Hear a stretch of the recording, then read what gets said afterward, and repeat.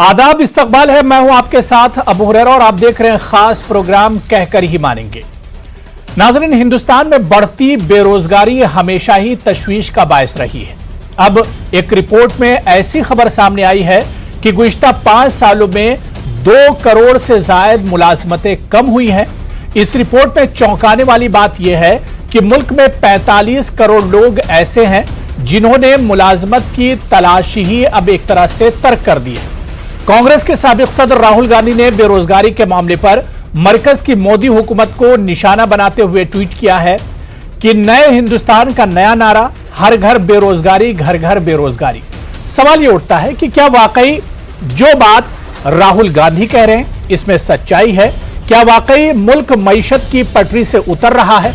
और क्या वाकई लोग रोजगार को लेकर एक तरह से परेशान हैं?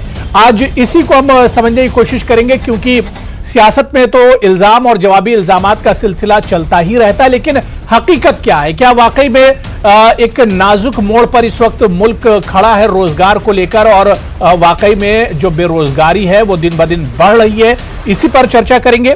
बहुत खास मेहमान मेरे साथ जुड़ रहे हैं। बहुत जल्दी अपने मेहमानों का आपसे तारुफ करा देता हूं। मेरे साथ डॉक्टर रमन मलिक साहब, जो कि स्पोक्स पर्सन है बीजेपी के, मेरे साथ जुड़े हुए हैं। मेरे साथ एक और खास मेहमान सुरेंद्र राजपूत साहब, स्पोक्स पर्सन है कांग्रेस के, लखनऊ से मेरे साथ जुड़े हुए हैं। दोनों मेहमानों का बहुत इस्तकबाल है न्यूज 18 उर्दू में। कुछ देर में मेरे साथ फाइनेंशियल राइटर और थिंकर भी इस डिबेट में जुड़ेंगे। मैं सबसे पहले रमन मलिक साहब, काफी दिनों के बाद आपसे मुलाकात हो रही है। सर, जो रिपोर्ट आई है CMIE की रोजगार को लेकर, इस रिपोर्ट को आप किस तरह से देखते हैं? क्योंकि सरकार के जो दावे हैं उन दावों के खिलाफ एक तरह से रिपोर्ट नजर आती है।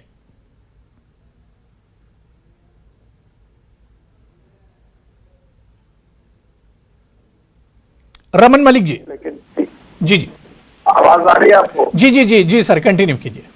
मेरे को नहीं पता कि अगली मुलाकात कब होगी, लेकिन मैं 3 तारीख को शायद ईद है, तो मैं आपको उसकी बधाई देता हूँ। जी जी, और सिर्फ इतना सा कहूंगा कि साहब देखिए, आपका शायद ऑडियो म्यूट है एक तरह से, देखिए उसे अगर ऑन कर लीजिए आप। जी, ऑडियो मेरे ख्याल से तो चल रहा है। वीडियो वाले पे थोड़ा सा। जी, वीडियो भी ऑन है, ऑडियो भी ऑन है। जी सर कंटिन्यू कीजिए। जी जी जी जी।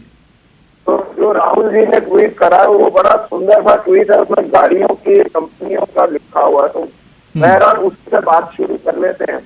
ठीक है, उन्होंने शेवरलेट का लिखा, उन्होंने फोर्ड का लिखा। ठीक है। मैं रमन मलिक जी, मैं आपके पास आऊंगा क्योंकि आपका ऑडियो ठीक से नहीं आ रहा है। मैं दोबारा से आपके पास आऊंगा और इस पर हम चर्चा करेंगे। मैं सुरेंद्र राजपूत साहब आपके पास आना चाहूंगा। सुरेंद्र राजपूत जी, पहली बार नहीं है कि कांग्रेस ने या राहुल गांधी जी ने कोई मशवरा सरकार को दिया हो या सरकार के सामने जो उसकी नाकामियां हो वो रखी हो। एक बार फिर राहुल गांधी ने ट्वीट किया है और राहुल गांधी ने तो बाकायदा इसमें यह भी बताया कि कितनी ग्लोबल कंपनियां हैं जो हिंदुस्तान छोड़कर चली गई, कितनी जो डीलरशिप हैं उन्होंने अपना नाता एक तरह से तोड़ लिया है। तो वाकई में क्या ऐसा लगता है कि जो हालात हैं, जो रोजगार को लेकर, जो महंगाई को लेकर, ये तशवीशनाक है? अबू भाई, ये मुझसे आप पूछ रहे हैं या आप खुद के दिल पे हाथ रख के जो आप जवाब दे दीजिए, मुझे मंजूर है। आज देखिए, पूरे हिंदुस्तान से कंपनियां वापस जा रही है। 12-14 बड़ी कंपनियां वापस जा चुकी हैं, जिसमें 84,000 करोड़ तो 84,000 लोग तो डायरेक्टली इफेक्टेड है, इनडायरेक्टली 10 लाख लोग इफेक्टेड है। ठीक। नंबर 1, इन्होंने वादा किया था हर साल 2 लाख रोजगार देंगे। इन्होंने 2 लाख रोजगार तो 8 साल में दिए नहीं, 16 करोड़ रोजगार, 2 करोड़ रोजगार देंगे, 2 करोड़, बल्कि 2 करोड़ रोजगार हर साल इन्होंने छीन लिए। आप कहते हैं ना, राहुल गांधी जी के ऊपर आप कितना खौफनाक अटैक करते हैं लोग, लेकिन राहुल गांधी जी ने कब गलत कहा ये बता दीजिए। आज आप नहीं, मैं नहीं, CMI जो क्या नाम, मरकजी हुकूमत की एक संस्था और NSSO जो है वो खुद कह रही है कि हिंदुस्तान में पिछले 40 सालों में इतनी बड़ी बेरोजगारी की समस्या कभी नहीं आई, कभी नहीं आई। आज हमारा चाइना से इंपोर्ट 5 गुना ज्यादा है इस वक्त, और हमारा एक्सपोर्ट 1 है और उनका 5 है।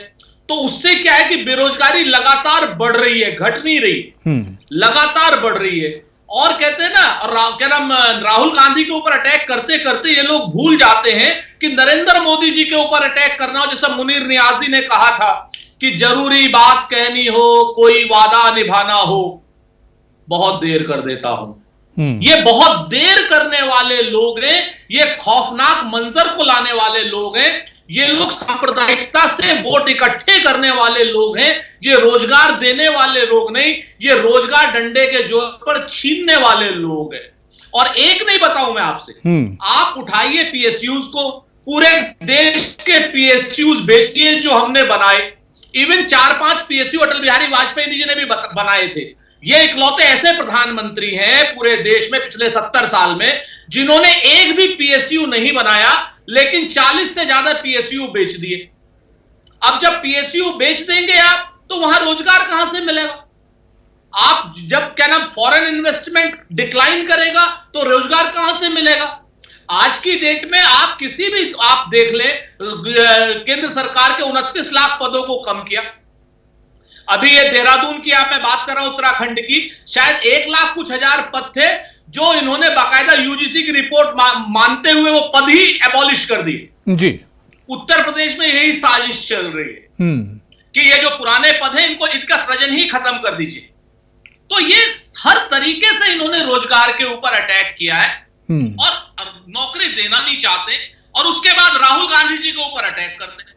मेरा ये कहना है कि विपक्ष के नेता होने के नाते अबू भाई, हम जिम्मेवारी अपने कैसे मुंह मोड़ लें? अगर मेरे घर का लड़का बेरोजगार है, मेरे देश का लड़का बेरोजगार है, उसे मंदिर में, मस्जिद में, अजान में फंसाया जा रहा है, उसे फंसाया जा रहा है और किसी जगह पर मुद्दे की बात नहीं की जा रही उसके साथ में, बेरोजगारी की समस्या का हल नहीं किया जा रहा है, उसका रोजगार उसको दिया नहीं जा रहा है।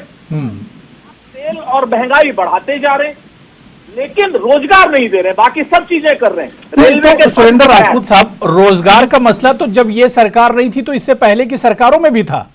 रोजगार जो इश्यू है और बेरोजगारी जो एक बड़ा मसला मुल्क में है, ये तो हमेशा से रहा है। कांग्रेस की सरकारें रही लंबे वक्त तक, लेकिन रोजगार एक मसला रहा। मैं बिल्कुल सहमत हूं, रोजगार का मसला रहा, हम स्वीकार करते हैं इस बात को। हम भाजपा की तरीके से थेथर लोग नहीं है, बेशरम लोग नहीं है कि हम बात नहीं करते। पहले रोजगार का मसला अंडर कंट्रोल था, 2%, 3% बेरोजगारी की दर। आज की डेट में 16% से 48% अलग अलग स्टेट में बेरोजगारी की दर। आप 2% को 16% से कैसे मिला लेंगे अबू भाई? एक बात, 2004 से 2014 के बीच में जिस तरीके से इंडस्ट्री ने ग्रोथ की, जिस तरीके से रियल एस्टेट ने ग्रोथ की, जिस तरीके से बाकी फैक्ट्रीज ने ग्रोथ की, और जिस तरीके से एजुकेशनल इंस्टीट्यूट्स ने ग्रोथ की, सब जगह पे रोजगार भी मिले, लड़के पढ़े, सारा स्टेट ग्रो कर रहा था। जैसे ही ग्रो कर रहा था वैसे रोजगार मिल रहे थे। लेकिन 2014 के बाद नोटबंदी का इन्होंने करने के बाद, बिल्कुल बिल्कुल, रमन मलिक साहब भी मेरे साथ अब जुड़ चुके हैं। इसका जवाब रमन मलिक साहब से भी हम लेंगे, और मेरे साथ एक और बहुत खास मेहमान डॉक्टर पीएस वोहरा साहब, जो कि फाइनेंशियल थिंकर और राइटर हैं, वो भी मेरे साथ चर्चा में जुड़ चुके हैं। डॉक्टर पीएस वोहरा साहब, आपका भी बहुत इस्तकबाल है न्यूज़ 18 उर्दू में। मैं रमन मलिक साहब अब आपके पास आ रहा हूं। पहला सवाल मैंने आपसे किया था लेकिन आवाज सही नहीं आ रही थी, ऑडियो सही नहीं आ रहा था, इस वजह से सुरेंद्र राजपूत साहब से मैंने सवाल ले लिया। अब जो बात कांग्रेस कह रही, जो बात राहुल गांधी जी ने कही, और जो बात यहां पर सुरेंद्र राजपूत साहब कह रहे हैं कि ये मसला बहुत बड़ा है, लेकिन सरकार इस रोजगार के मसले को लेकर कभी संजीदा नहीं हुई है। देखिए, संजीदगी वगैरह सारी बात करेंगे। मैं पहले भी कह रहा था कि आपको पता नहीं दोबारा कब मिलूंगा, तो आपको ईद की मुबारकबाद दे दूं। 3 तारीख को शायद ईद है। बहुत शुक्रिया जी। और आपके माध्यम से आपके सारे दर्शकों को। लेकिन हाँ, इतना जरूर बता सकता हूँ, आज आप राहुल गांधी जी का जो ट्वीट है ना, जिसका 84,000 का ये फलसफा पढ़ाने की कोशिश करें, उनको देखिए। उनमें जिन गाड़ियों की कंपनियों का नाम लिखा हुआ है, वो गाड़ियों की कंपनियों के सेल्स के डेटा उठा लीजिए। अगर कोई प्रोडक्ट नहीं बिक पा रहा और वो कंपनियां उनको जबरदस्ती बेचने की कोशिश कर रही हैं, तो फिर वो उनका सुपड़ा साफ होता है। ये एक प्रकृति है। जैसे अब कांग्रेस का हुआ, कांग्रेस 25 साल से राहुल गांधी जी को लॉन्च करने की कोशिश कर रही है, और कांग्रेस की भी विफल हो जाती है, और राहुल गांधी जी कभी लॉन्च हो ही नहीं पाते। तो ये एक फैक्ट है तो अगर आपका प्रोडक्ट ही अच्छा नहीं होगा तो आप टिक नहीं पाएंगे। और चाहे हार्ले डेविडसन को देखिए, आज वो हीरो होंडा के माध्यम से आ रही है, फोर्ड दोबारा वापस आ रही तो है। आपने जो तर्क दिया बहुत अच्छा है कि गाड़ियां बिक नहीं रही थी, इस वजह से कंपनियां वापस चली गई। लेकिन मुल्क में रोजगार को लेकर, बेरोजगारी को लेकर जो मसला है, इस पर क्या कहेंगे? भाई देखिए, मैं वही बता रहा हूँ। जी जी जी जी। अच्छा, उसके अलावा इसी सेक्टर का उनको उदाहरण दे देता हूं। आज भारत की हालत यह है कि 9 महीने में बच्चा पैदा होता है और 18 महीने वेटिंग है गाड़ी की। तो आप ये बताइए कि अगर पैसे नहीं हैं तो इतनी लंबी वेटिंग क्यों है? गाड़ियों की सेल्स जो हैं, उनकी वैल्यू इतनी बढ़ने के बाद जो 16 लाख रुपए की फॉर्च्यूनर होती थी, आज वो 50 लाख रुपए की हो गई, लेकिन उसके लिए भी 6 महीने की वेटिंग है। तो ये क्या दिखाता है? अगर ईपीएफओ का डेटा उठाएं, वो बढ़ता जा रहा है, वो क्या दिखाता है?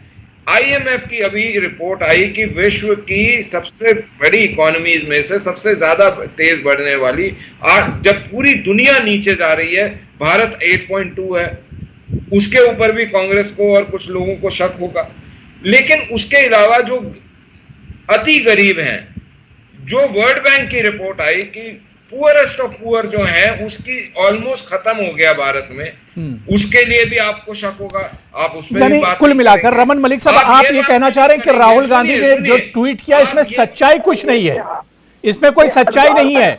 उन्होंने कहा कि 84,000 जॉब चली गई, 600 से ज्यादा डीलरशिप खत्म हो गई, 9 फैक्ट्रियां खत्म हो गई, और जिन ग्लोबल ब्रांड की आप बात कर रहे हैं जो गाड़ियों की, यानी इसमें कोई सच्चाई नहीं आपको नजर आ रही है?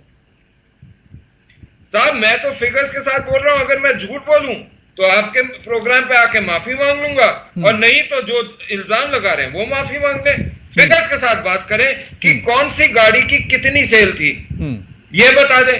डैटसन ने आज तक कभी 1000 गाड़ियां महीने में नहीं बेची हैं, लेकिन उन्हीं की जो पेरेंट कंपनी है निसान, वो भी यहां है, रेनो भी यहां है। क्यों है? अब मैं आपको हार्ले डेविडसन का बता दिया, हीरो होंडा के साथ बेच रहे हैं, तो वो कहां चले गई? फोर्ड वापस आ रही है, वो चलिए ठीक है। मैं सुरेंद्र राजपूत साहब, बहुत छोटा सा रिएक्शन आपका, और उसके बाद मैं वोरा साहब आपके पास आ रहा हूं, सच्चाई समझने की हम कोशिश करेंगे। सुरेंद्र राजपूत जी। अबू भाई, अब क्या बोले, रमन भाई एक अच्छे इंसान है, लेकिन अब वो ऐसी पार्टी को डिफेंड कर रहे हैं जो सिर्फ हिंदू मुसलमान के सहारे वोट लेना चाहती है। ये रहा, मैं अपनी बात नहीं कर रहा हूं, एक हिंदी के अखबार का आंकड़ा है, और जिसमें बाकायदा ये, अगर आप चाहें तो इसको जूम करा के दिखाते रमन जी को। और मेरी रिपोर्ट और राहुल गांधी की रिपोर्ट नहीं है, ये आपके अखबार की है, जिस अखबार को आप ऐड देते हैं अरबों रुपए का। इसमें लिखा हुआ है कि 5 साल में 2.1 जॉब घटे और 45 करोड़ लोगों ने तो रोजगार की तलाशी छोड़ दी। महिलाओं की स्थिति सबसे खराब, सिर्फ 9% लोगों के पास काम है। ठीक है, चिंता। भारतीयों की उम्र बढ़ रही है, उस पर रफ्तार से आमदनी नहीं बढ़ रही। एक चीज और पूछ लेता हूं रमन भाई, चूंकि सभ्य इंसान है, संबित पात्रा की तरीके से नहीं है, पिछले 3 साल में सेना की एक भर्ती हुई हो तो बता दो। पिछले 2 साल में लगातार एनएसएसओ का आंकड़ा कह रहा है कि हिंदुस्तान में बेरोजगारी की दर सबसे ज्यादा है। अगर यह बात झूठ हो तो आप एनएसएसओ के डिपार्टमेंट को भी खत्म कर दो। हम कह रहे हैं कि सीएमआई जो आपकी अपनी संस्था है, उसका डेटा है कि 45 करोड़ लोगों ने तो रोजगार की वही छोड़ दी कि मिलेगा ही नहीं। राजपूत भाई, हम ये नहीं कह रहे कि इन कंपनियों ने छोड़ दी। सुनेंगे सच बात चलिए ठीक है। तो मैं रमन मलिक साहब, देखिए आपके पास आऊंगा, लेकिन वोहरा जी बहुत देर से वेट कर रहे हैं, मैं उनसे एक जवाब ले लेता हूं, उसके बाद फिर आप लोग की ये तकरार और ये बातचीत जारी रहेगी।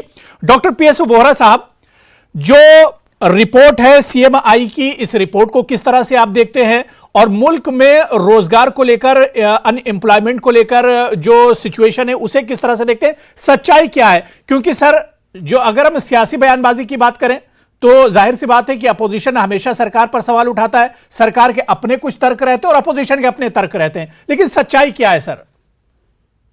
सर पहले तो आपको आने वाली ईद की बहुत बहुत मुबारक, भगवान करे वाहिगुरु करे वो बहुत अच्छी रहे। दूसरी अबू साहब आपने जो क्वेश्चन पूछा कि बेरोजगारी कैसा मुद्दा है, मैं तो एक ही बात बोलूंगा, मैंने कहीं पढ़ा है और इस पर लिखा भी बहुत है कि अगर बेरोजगारी 1% बढ़ती है तो जीडीपी 2% कम हो जाता है। हमारे मुल्क की अगर आज की डेट पे सबसे बड़ी प्रॉब्लम है तो वो बेरोजगारी है और महंगाई है। और महंगाई उसके लिए और बहुत बड़ी प्रॉब्लम है कि एक तरफ एक तो ना तो रोजगार का स्रोत है ना इनकम मिल रही है और महंगाई लगातार शूट हो रही है। अब सत्ता और विपक्ष दोनों अपनी बातें करते रहेंगे, उनके अलग पॉइंट्स हैं, वो अपनी जगह वैलिड भी हैं, गलत भी हो सकते हैं, मैं उन पे नहीं जाना चाहता। एक इंडिपेंडेंट आदमी होने के नाते मैं आपको ये कहना चाहता हूं कि हमारे मुल्क में 55 करोड़ लोग ही नौकरियां करते हैं, बाकी लोग जो है वो डिपेंडेंट हैं। उसमें महिलाएं हैं, घरेलू महिलाएं हैं, बुजुर्ग हैं, विकलांग हैं और बच्चे हैं। अब आप एक बात बताइए, सीएमआई का जो लेटेस्ट डेटा है 7 अप्रैल के अकॉर्डिंग, उसके बिहाफ पे आपको बता रहा हूं कि हमारे मुल्क में अभी 7 राज्यों में 10% से ज्यादा बेरोजगारी दर चल रही है सर। ठीक है, ये मानने को हम तैयार हैं कि बेरोजगारी की आज की दर में कोविड का बहुत बड़ा सहयोग है क्योंकि अर्थव्यवस्था बुरी तरह से पिछड़ी है। लेकिन मैं एक बात कहना चाहता हूं, कभी पिछले 2 महीने पहले जब बजट आया है सरकार ने उसमें अगले साल के लिए 9 से 10% की विकास दर सोची है, लेकिन वो विकास दर हमें अभी कहीं दिख ही नहीं रही कि उसको कैसे लिया जाएगा।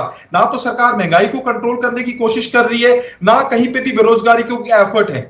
अब रही बात जो आपकी बहस का मुद्दा है कि राहुल गांधी साहब का जो आज का ट्वीट है, अभी जो बीजेपी के प्रवक्ता जो बोल रहे थे, मैं हल्का सा उनके साथ हाथ जोड़ के विनती करूंगा, डिसएग्री करना चाहूंगा कि अगर वो कारें नहीं बिक रही हैं इस कारण वो जा रहे हैं सर, लेकिन एक बात मानिए, अगर वो वार्डर्स हम लोगों को छोड़ के जा रहे हैं, इतने बड़े बड़े अगर जो नाम है वो हमें छोड़ के जा रहे हैं, तो आज इस चीज से एफडीआई आने वाले टाइम में कहीं ना कहीं अफेक्ट करेगा। हमारा एक हमारी नेगेटिव इमेज कहीं ना कहीं बनती है। हमें ये समझना पड़ेगा कि अर्थव्यवस्था हमारी ट्रैक पे नहीं है। अगर बेरोजगारी को कंट्रोल करना है तो इसके पीछे से चली आ रही गलत आर्थिक नीतियां हैं और उन नीतियों में सबसे बड़ा कारण है कृषि को इग्नोर करना। आज भी हमारी जनसंख्या आधी से ज्यादा कृषि पर निर्भर है। हाँ जी सर, आप आज गलत राग ला रहे हो। मेरे को ये बताओ, एफडीआई रिकॉर्ड टाइम हाई पे है, प्रोडक्शन रिकॉर्ड टाइम हाई पे है, मैं कोई गलत राग नहीं लगा रहा हूं।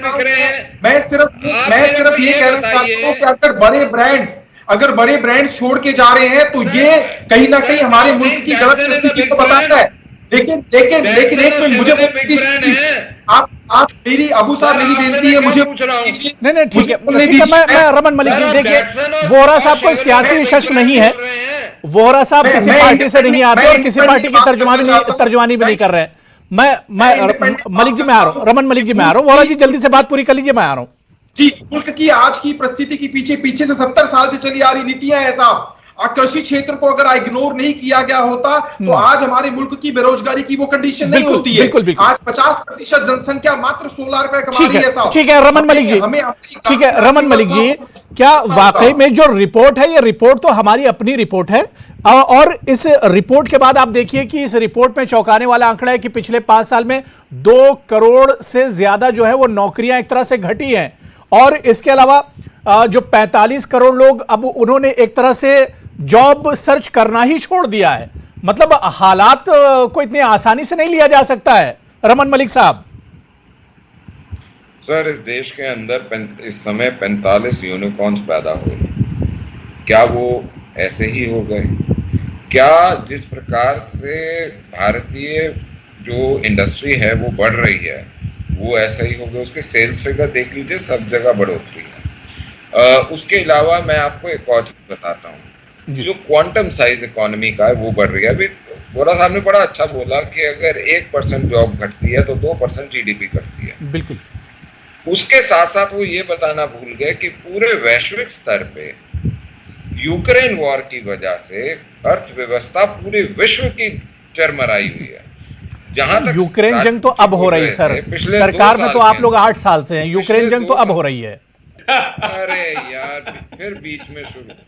अरे रमन भाई कुछ और ले आओ। अरे अगर अर्जेंटीना वॉर को ले आना, मंगल ग्रह पे भी आदमी नहीं पहुंचा जी। अगर मैं बीच में बोलना शुरू हो गया, नहीं ठीक है। अरे सर मैं बीच में नहीं बोल रहा हूँ, ना मैं बीच में बिल्कुल नहीं बोल रहा, आप बोलो। नहीं रमन मलिक जी आप बात पूरी कर लिए। जी जहां तक यूक्रेन वॉर से पहले का समय था, कोविड के समय, पूरा एक बड़ी अर्थव्यवस्था, भारत छोटी अर्थव्यवस्था नहीं है, बहुत बड़ी अर्थव्यवस्था है, कंप्लीट स्टैंड स्टिल हुआ था लॉकडाउन के अंदर।